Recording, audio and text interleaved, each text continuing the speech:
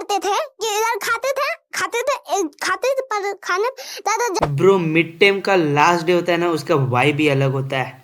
सुबह पीजी से निकला, फ्रेश हुआ और सीधा कॉलेज। बस एक ही थॉट, आज फ्रीडम मिलने वाली है भाई। एग्जाम्स ब्रो, इतना इजी पेपर तो ड्रीम में भी नहीं आता। पेपर सबमिट किया और जिंदगी सेट, पूरा स्ट्रेस इज अनइंस्टॉल्ड नाउ।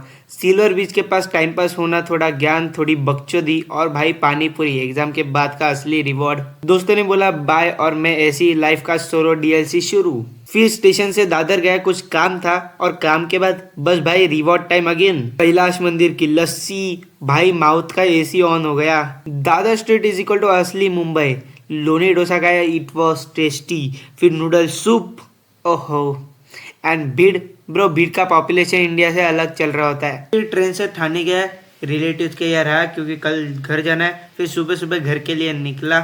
बस आज का डे सिंपल था पर vibes different. See you in the next vlog.